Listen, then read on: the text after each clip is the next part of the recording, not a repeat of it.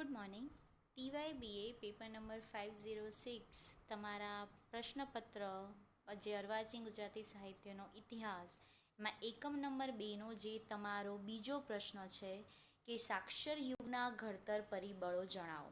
એટલે આ એકમની અંદર તમારે 4 પ્રશ્નો છે. સુધારક યુગના ઘડતર પરિબળો,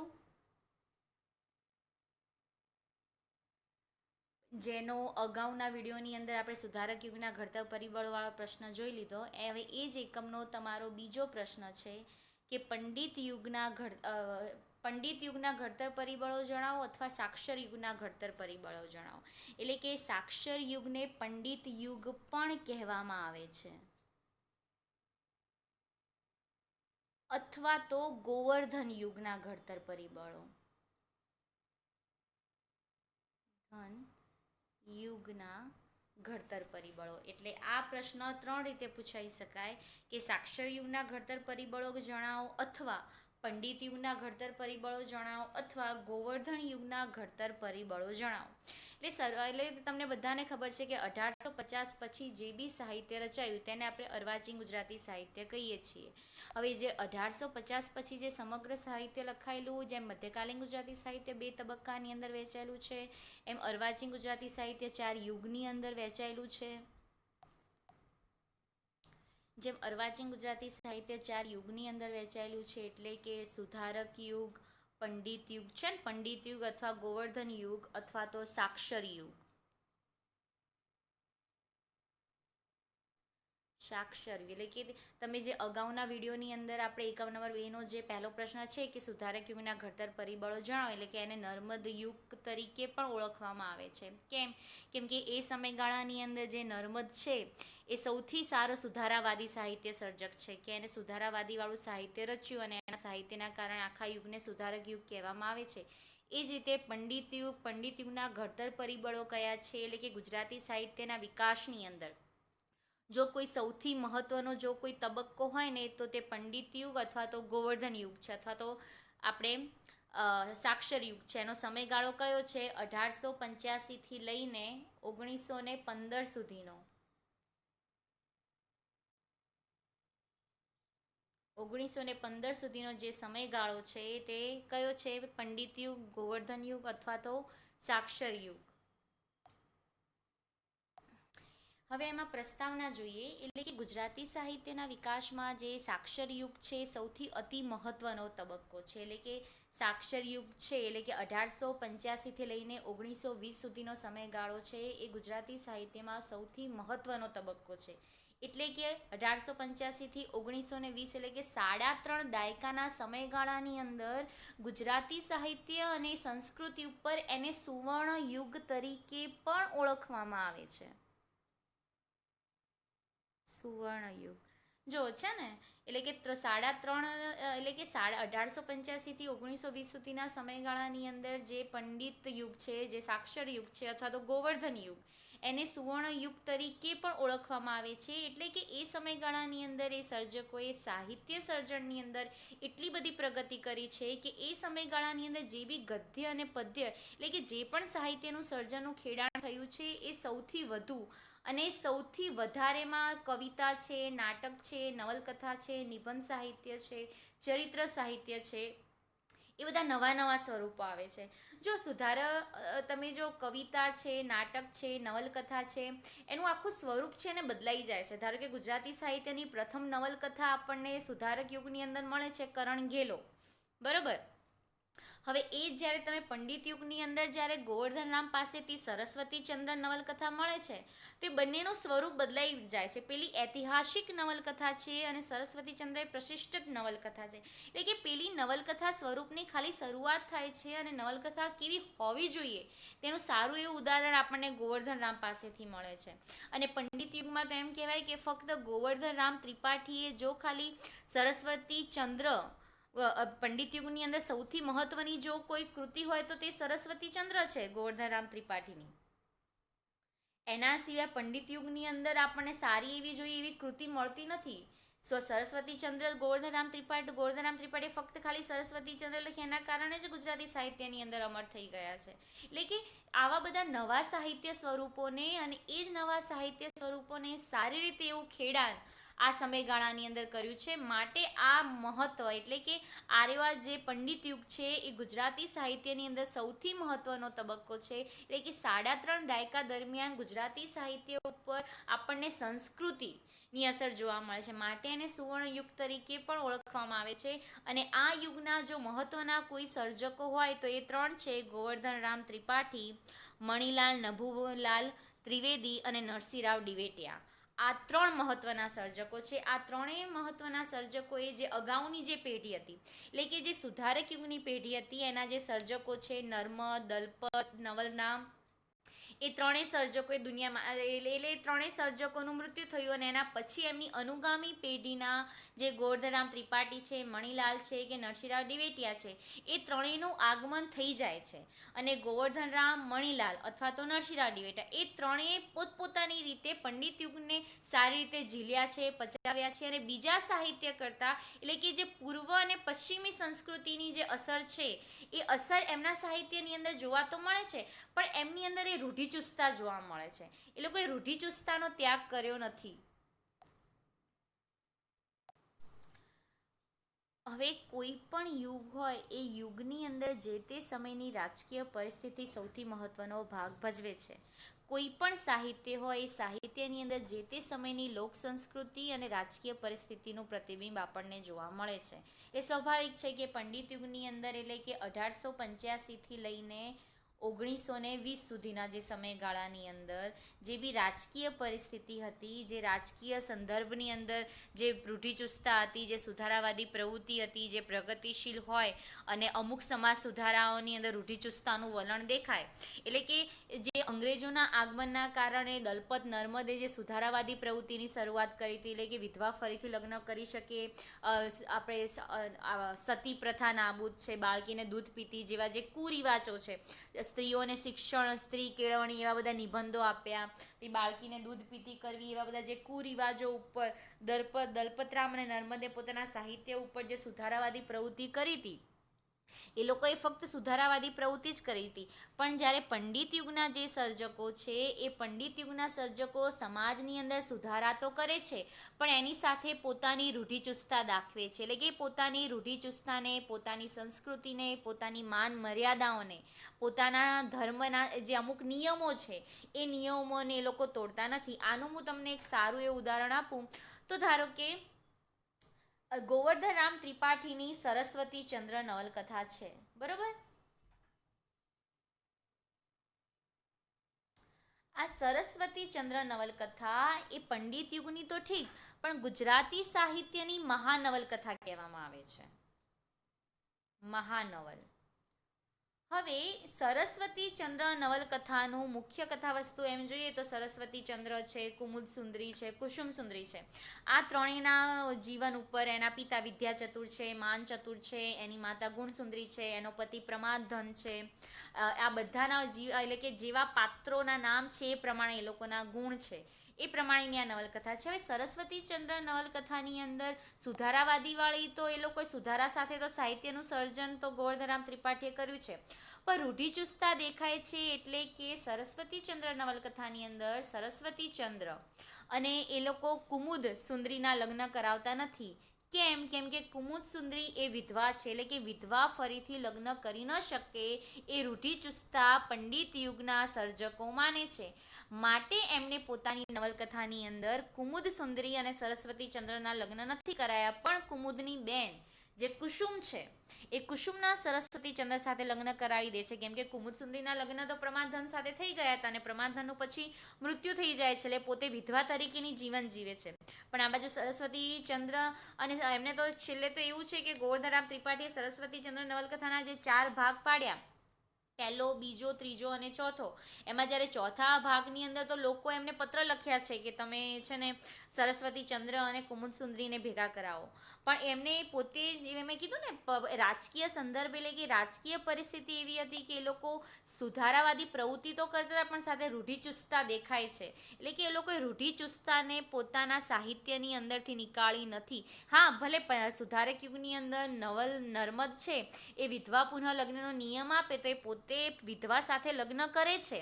એ પોતે જે સુધારાવાદી પ્રવૃત્તિ છે એનો ફરીથી નિયમ પોતાનું અનુકરણ પોતાના જીવનની અંદર કરે છે. પરંતુ પંડિત યુગના સર્જકોએ સુધારાવાદી પ્રવૃત્તિ તો કરી પણ સાથે સાથે એ લોકો પોતાની જે રૂઢિચુસ્તતા છે એ રૂઢિચુસ્તતાનું વલણ એ પોતે મૂકી શકતા નથી.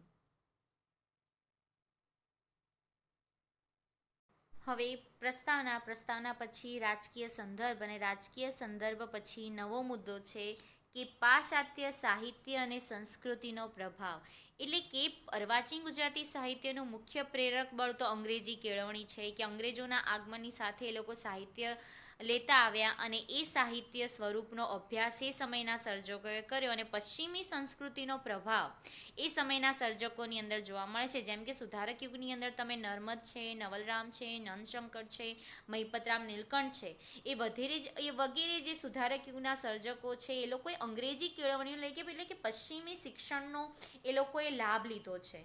અને અંગ્રેજો અધ્યાપકો સાથે એ લોકો ભણવા જતા હતા. અંગ્રેજ અમલદારોના સાથે રહીને એ લોકોએ કામ કર્યું છે. એટલે કે જેમ કે ફાર્બસ કે ની પ્રેરણાથી દલપતરામે લખવાની શરૂઆત કરી. એટલે એ બધાના સંદર્ભ એટલે કે એ બધાની સાથે રહીને અંગ્રેજી સાહિત્યના સંસ્કારો દલપત છે, નર્મદ છે, બધાએ ઝીલ્યા છે. પરંતુ જ્યારે અંગ્રેજી કેળવણીનો જો શ્રેષ્ઠ લાભ લીધો હોય તો તે પંડિત યુગના સર્જકો છે. જેમ કે ગોવર્ધનરામ ત્રિપાઠી છે, મણિલાલ નભુલાલ ત્રિવેદી છે, નરસિંહરાવ દિવેટિયા છે. આ ત્રણેય પેઢીએ ભેગા મળીને એ વખતની જે યુનિવર્સિટી જે એટલે કે સુધારક યુગની અંદર તમે જોઈ ગયા કે જેમ અંગ્રેજોએ આ શાળાઓ, કોલેજો, યુનિવર્સિટીની સ્થાપના કરી અને એની અંદર આ બધા પંડિત યુગના સર્જકોએ ઉચ્ચ શિક્ષણનો અભ્યાસક્રમ તો મેળવ્યો પણ સાથે સાથે એ લોકોએ અંગ્રેજી સાથે સાથે સંસ્કૃત અને ફારસી ભાષા સાહિત્ય એટલે એ લોકોએ પોતે અંગ્રેજી ભાષા સાહિત્ય ઉપર તો પકડ જમાવી પણ સાથે એમને સંસ્કૃત અને ફારસી ભાષા સાહિત્યને પણ મહત્ત્વ આપ્યું. અને એના કારણે પશ્ચિમી જે તત્વજ્ઞાનીઓ છે પશ્ચિમી તત્વજ્ઞાનીઓ સાથે એ લોકોના પુસ્તકો ભણીને સાક્ષર યુગના લેખકોએ જે બી સાહિત્યનું સર્જન કર્યું તેની અંદર ગોવર્ધનરામ ત્રિપાઠી છે, આનંદ શંકર છે, આ બધા પશ્ચિમી સંસ્કૃતિ અને પ્રાચીન ભારતીય એટલે કે પ્રાચીન ભારતીયોની સંસ્કૃતિનું આપણને વધારે છે ને અસર જોવા મળે છે. એટલે કે પશ્ચિમી શિક્ષણ અને સંસ્કૃતિનો પ્રભાવ જોવા મળે છે. એટલે મેં તમને કીધું કે પશ્ચિમી કેળવણીની સાથે સાથે એ લોકોએ સંસ્કૃત ભાષાને પણ મહત્ત્વ આપ્યું છે. અને સંસ્કૃત ભાષાના એટલે કે જે અપભ્રંશ છે જે ગુજરાતી છે ને અપભ્રંશ એટલે કે જેના વ્યંજન બેવડાયેલા હોય તેવી ભાષા એ ગુજરાતી અપભ્રંશ છે વગેરેનું એ લોકોએ સંશોધન કર્યું. અને એમાં જો એમને ખાસ કરીને જે પશ્ચિમી જે તત્વજ્ઞાનીઓ છે ને આ સેક્રેટરી એચ વેલન્સ આ બધાની જે તત્વજ્ઞાનીઓની જે બુક જે ચોપડીઓ છે આ છે ને એલ્વિસ્ટન કોલેજમાંથી સંસ્કૃતના પ્રોફેસર તરીકે જે મુંબઈની અંદર જે એલ્વિસ્ટન કોલેજની સ્થાપના કરી હતી. આપણે અર્વાચીન ગુજરાતી સાહિત્યના ઘડતર પરિબળોની અંદર આના વિશે આપણે ચર્ચા કરી લીધી છે. એટલે જો શાકુંતલ મહાશોધ એટલે કે ગુજરાત સંસ્કૃતની અંદર લખાયેલો જે અભિજ્ઞાન શાકુંતલ છે એ સંસ્કૃતના વાંચી અને શાકુંતલ વિશે ગુજરાતી ભાષાની અંદર એ મહાશોધ નિબંધ એટલે કે ફક્ત શકુંતલાને કેન્દ્રમાં રાખીને આખું એનું ફરીથી સર્જન કરે છે. આ બધા જે પશ્ચિમી તત્વજ્ઞાનીઓ છે જ્હોન વુડરોફ અને ભાષાનું તુલનાત્મક વ્યાકરણ એટલે કે જો ભાષાનું તુલનાત્મક વ્યાકરણ એટલે કે અંગ્રેજી ભાષાનું વ્યાકરણ અને ગુજરાતી ભાષાનું વ્યાકરણ આ બંનેના ભાષા વ્યાકરણની અંદર શું ફેર છે તે બંનેની તુલના એ સમયગાળાની અંદર આપણને જોવા મળે છે. અને અનુવાદિત કૃતિઓ જો ભાલણે છે ને મધ્યકાલીન ગુજરાતી સાહિત્યની અંદર ભાલણે બાણભટ્ટની કાદંબરીનું ગુજરાતીની અંદર અનુવાદ કર્યું હતું. એના પછી એનો જે કર્તા છે તે એલ ટર્નલ છે ને એ ટેલ ટર્નરે શાકુંતલનું અંગ્રેજીમાં અનુવાદ કર્યું. એટલે કે અત્યાર સુધી તો આપણે છે ને સંસ્કૃતનું ગુજરાતીમાં થતું હતું, પણ પહેલી એવી કૃતિ છે કે જેનું સંસ્કૃતમાંથી અંગ્રેજી સાહિત્યની અંદર અનુવાદ થયું. એટલે આવી બધી અંગ્રેજી સાહિત્યોના અધ્યયનના કારણે આ પેઢી એટલે કે આ પેઢીના લેખકોએ તો કર્યું જ છે, પણ તેની સાથે સાથે જે પશ્ચિમી પદ્ધતિના જે ઉર્મી કાવ્ય છે, જે સોનેટો છે, જે ખંડ કાવ્ય છે, જે નિબંધ, ચરિત્ર, નાટક, નવલકથા, નવલિકા, સમીક્ષા છે, સંશોધન છે, એ વગેરેનું વાતાવરણ પણ બંધાય છે. એટલે કે ગુજરાતી સાહિત્યની અંદર જે સુધારક યુગના જે નવલકથા છે, નિબંધ છે, એ બધા જે સ્વરૂપો ચાલતા હતા, એ સ્વરૂપો તો ખરી, પણ એને અલગ જ મહત્વની રીતે કે અલગ જ ઢાંચામાં જે કહેવાય ને કે આપણે એની અંદર એમને ગદ્ય રૂપોને વિશેષ વિકાસ કર્યો છે. અને આ સમયગાળાની અંદર જે પત્રકારો એટલે કે જે પત્રકારત્વ ક્ષેત્રે પણ સારું એવું પ્રમાણ થયું છે. અને મણિલાલ છે, ગોવર્ધનરામ છે, આ બધાએ જે પોતાની સંસ્કૃતિ એટલે પોતાની રૂઢિચુસ્તતા અને પોતાની સંસ્કૃતિને પોતાના સાહિત્યની અંદર ઝીલ્યા છે ને સંસ્કૃતિનો પ્રભાવ. એટલે આપણને બધાને ખબર સંસ્કૃત એ આપણી પોતાની માતૃભાષા.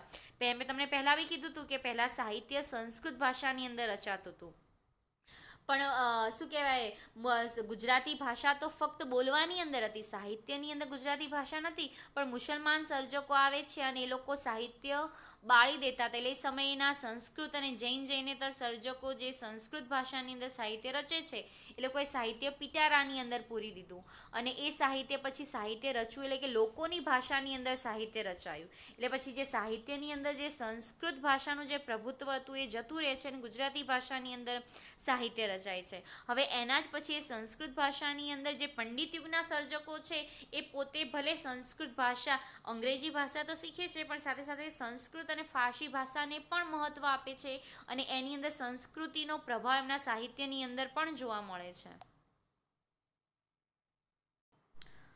હવે છે નવો મુદ્દો, સાંસ્કૃતિક પુનરુત્થાનના પ્રયત્નો. સાંસ્કૃતિક પુનરુત્થાનના પ્રયત્નો એટલે કે પોતાની સંસ્કૃતિને ફરીથી જ એટલે કે આપણે શરૂઆતની અંદર સુધારક યુગની અંદર જોઈ ગયા કે જે નર્મદ છે પોતાની ઉત્તર એટલે કે નર્મદે પોતાની શરૂઆતની અંદર સામાજિક સુધારાનો વિરોધ જાહેર કર્યો છે ને. એને સમાજની અંદર જે સુધારાવાદી પ્રવૃત્તિ કરી અને સમાજની અંદર જે ખરાબ પ્રવૃત્તિઓ હતી એને બધી સુધારાવાદી કરી અને એને સ્વધર્મ રક્ષણ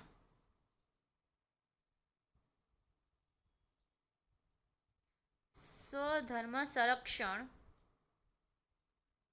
ને સૂચવતા. એટલે કે સ્વધર્મ સંરક્ષણ એને ખબર છે, મંડળી મળવાથી થતા લાભો, વિધવા પુનઃ લગ્ન, એ બધાના એને પ્રવચનો આપ્યા. અને પ્રવચનો આપ્યા પછી એ પોતાના વિચારને પરિવર્તનને એને છે ને આર્ય સમાજ છે, થિયોસોફિકલ સોસાયટી છે, એ વગેરેની અંદર પ્રવૃત્તિની અંદર પોતાની વિચારનું પરિવર્તન આપ્યો. અને એના પછી 1881ની અંદર મણિલાલ નભુલાલ ત્રિવેદી એટલે કે જે સુધારક યુગના ગોવર્ધનરામ પછીના જે બીજા મહત્વના સર્જક છે, એમને પોતાની પ્રિયમવદા એમની જે કૃતિ છે પ્રિયમવદા, એ પ્રિયમવદા એમનું સામાયિક છે. એ સામાયિકની અંદર એમને સમાન ધર્મના એટલે કે 27 વર્ષના જુવાન એટલે કે મણિલાલ નભુલાલ ત્રિવેદી પોતે ફક્ત 27 વર્ષના હોય છે અને પોતાના અધૂરા રહી ગયેલા કામોને એ પોતે ફરીથી સોંપણી કરે. એટલે પોતાના અધૂરા કામ એટલે એમના જે અધૂરા કામ રહી ગયા છે એ અધૂરા કામ એ પોતે બીજાને કહે છે. અને એ પોતાના પ્રિયમવદા એમનું જે સામાયિક છે, સામાયિકની અંદર લખે છે. અને સ્વધર્મ અને સંસ્કાર પ્રત્યે જે અભિમુખ કરતા મણિલાલના જે લખાણો છે, એ નર્મદનું જે અધૂરું રહી ગયેલું જે સંશોધન છે એ સ્વધર્મ સંરક્ષણ એનું જે કામ છે એ નવલરામ પોતે આગળ વધારે છે. એટલે કે કર્તવ્યના પાયાની અંદર આત્મજાગૃતિને પ્રેરતી આ સમયે આ સર્જકો છે. અને આ સર્જકોનું એક સૌથી મહત્વનું આ પરિબળ હતો કે પોતાની જ આપણે ગુજરાતી સાહિત્ય અને સાહિત્યકારો પર પણ ધારો કે નર્મદા શંકર આપણે આપણે નર્મદા શંકર મહેતા છે, આ પછી શ્રીમદ નૃસિંહ આચાર્ય છે, એ બધા ધૂમકેતુ છે, નાનાભાઈ ભટ્ટો છે, નથુરામ શર્મા છે, આ બધા સર્જકો ઉપર આપણે ગુજરાતી સાહિત્ય અને સાહિત્યકારો પર પણ વધારે શિષ્ય વર્ગનો જે પ્રભાવ છે ને એમાં બી ખાસ કરીને હિન્દુ ધર્મ કર્મની આપણે અગાઉના મુદ્દાની અંદર જોઈ ગયા કે સુધારક યુગના સર્જકોએ સુધારાવાદી પ્રવૃત્તિની સાથે સાથે તો એ લોકોએ રૂઢિચુસ્તતાને દાખવી છે, એટલે કે રૂઢિચુસ્તતાને એ લોકો મૂકતા નથી. હવે પંડિત યુગના ઘડતર પરિબળોની અંદર પછીનો મુદ્દો છે સરસ્વતી સેવા વ્રતનું સાતત્ય. સરસ્વતી સેવા વ્રતનું સાતત્ય એટલે કે સતત સાહિત્યનું લખાણ, એટલે કે સરસ્વતી ચંદ્ર નવલકથા જે પંડિત યુગની અંદર મળે છે, અને એમાં બી ગોવર્ધન રામ ત્રિપાઠી, એટલે કે આ બધા જ આપણે રાજકીય સંદર્ભો જોયા, સાંસ્કૃતિક પુરુષાના પરિબળો જોયા, રૂઢિચુસ્તતા જોઈ, એની સાક્ષર યુગની સંસ્કાર ભૂમિકાને જે બાંધી આપે છે એની અંદર સૌથી વધુ જો એ સમયગાળાની અંદર ગોવર્ધન રામ ત્રિપાઠી પોતે વકીલ હતા અને એમણે વકીલાતપણાની નોકરી છોડી અને પોતે સાહિત્ય સર્જનની અંદર રચાય છે. અને નર્મદ એટલે કે જે સુધારક યુગનો આપણો જે સર્જક છે નર્મદ, એ નર્મદનું અવસાન થતાં મુંબઈની અંદર ગોવર્ધનરામ ત્રિપાઠી પોતે વકીલા, એટલે પોતે એવા સારા એવા વકીલ થઈ ગયા હતા, પણ એમને વકીલાત છોડી અને સરસ્વતી સેવા એટલે કે સાહિત્યનું સર્જન કરવાની જ સેવાનું વ્રત સાતવ્યું, એટલે એમણે સાહિત્યનું સર્જન કર્યું કે એમને એટલે એમનો મુખ્ય ધર્મ કયો છે? લેખક છે. એટલે લેખકનું કામ સાહિત્ય લખવાનું છે, કલમથી એને પૈસા કમાવાના છે.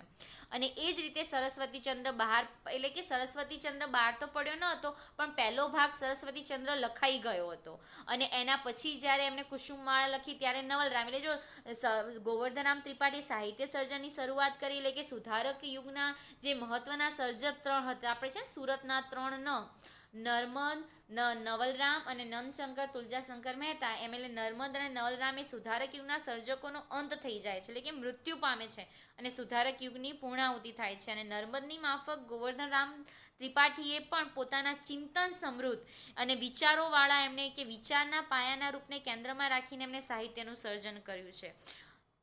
અને એ સમયગાળાની અંદર એટલે કે સરસ્વતીચંદ્ર નવલકથા, મેં કીધું ને પંડિત યુગની અંદર સૌથી શ્રેષ્ઠ અને સૌથી સારી એવી કૃતિ હોય તો તે સરસ્વતીચંદ્ર નવલકથા છે. હવે પછીનો મહત્વનો મુદ્દો છે જૂની નવી પેઢીનો પરસ્પરનો પ્રભાવ. જૂની નવી પેઢીનો પરસ્પરનો પ્રભાવ એટલે કે દલપતરામ, એટલે કે સુધારક યુગની જે દલપતરામના છે, રણછોડભાઈ છે, મનસુખલાલ ત્રિવેદી, અંબાલાલ છે, હરગોવિંદાસ કાંટાવાળા છે, જે આગળના આ બધા છે ને સુધારક યુગના સર્જકો છે.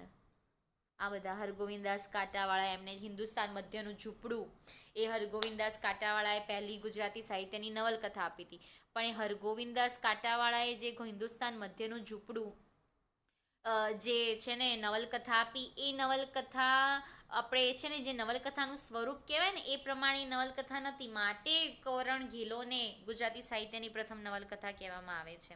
એમાંની કેટલી આગળની પેઢીના એટલે કે સુધારક યુગની પેઢીના જે સર્જકો છે એ જ લેખકોનું કાર્ય પંડિત યુગના સર્જકોએ બરોબર ચલાવ્યું તો છે, પણ તેમાંના કેટલાકના નવી પેઢીના લેખકોએ પોતાના પ્રભાવ તો પાડ્યો છે, પણ એ બંને પેઢીનો પરસ્પરનો પ્રભાવ એટલે કે એટલે કે સુધારક યુગની પેઢી એવું માને છે કે વિધવા ફરીથી લગ્ન કરી શકે, પણ પંડિત યુગની પેઢી એવું માને કે વિધવા ફરીથી લગ્ન ન કરી શકે. એટલે કે આ જૂની નવી પેઢી વચ્ચેની જે રૂઢિચુસ્તતા છે એ રૂઢિચુસ્તતા એ સમયગાળા એટલે કે રૂઢિચુસ્તતા એ સાહિત્ય ઉપર જોવા મળે છે.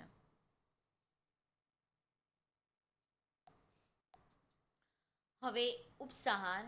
આમ પંડિત યુગના ઘડતર પરિબળો એટલે કે જેમ આપણે એની અંદર પહેલાં પ્રસ્તાવના જોઈ, સાંસ્કૃતિક પુનરુત્થાન, સરસ્વતી સેવાનું વ્રત, રાજકીય સંદર્ભની અંદર જૂની નવી પેઢીના પરસ્પરના પ્રભાવો, આ બધા મુદ્દાની ચર્ચા કરી લીધી. પંડિત યુગ એટલે પંડિત યુગને સાક્ષર યુગ પણ કહેવામાં આવે છે, ગોવર્ધન યુગ પણ કહેવામાં આવે છે. આમ એ યુગને ત્રણ નામથી ઓળખવામાં આવે છે. 1885થી લઈને 1920 સુધીનો જે સમયગાળો છે એને આપણે પંડિત યુગ તરીકે ઓળખીએ છીએ. અને એ સમયગાળાની અંદર જે સર્જકો થઈ ગઈ, રાજકીય પરિસ્થિતિ કેવી હતી, કેવી રીતે એ લોકો પોતે રાજકીય પરિસ્થિતિના સંદર્ભમાં તો ખરી, પણ પોતે એ સંસ્કૃતિ સમાજમાં સુધારાવાદી પ્રવૃત્તિ તો કરતા હતા, પણ એની સાથે સાથે રૂઢિચુસ્તતાને એ લોકો મૂકતા નહોતા. રૂઢિચુસ્તતાને કેન્દ્રમાં રાખીને અને સુધારક યુગના સર્જકો કરતાં જે પંડિત યુગના સર્જકો છે, એ જે યુનિવર્સિટી કક્ષાનો, જે સ્નાતક કક્ષાનો જે અભ્યાસ છે, એ ઉચ્ચ શિક્ષણ લઈને આવેલા એ બધા સર્જકો છે. માટે એને સાક્ષર યુગ એટલે કહેવામાં આવે છે, કેમ કે બધા વધારે સાક્ષર, વધારે ભણેલા ગણેલા હતા, પંડિતો હતા.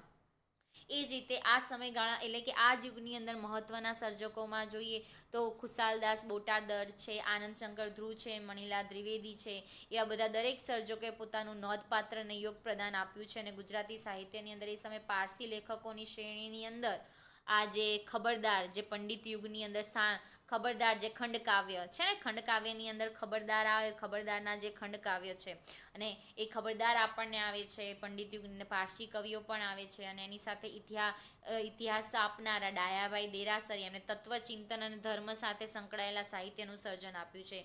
શ્રી રામચંદ્ર છે, એમને વિજ્ઞાન ક્ષેત્રને કેન્દ્રમાં રાખી અને ગ્રંથમાં સયાજી જ્ઞાન મંજુષા સર્જન કરનાર ત્રિભુવનદાસ ગર્જર છે.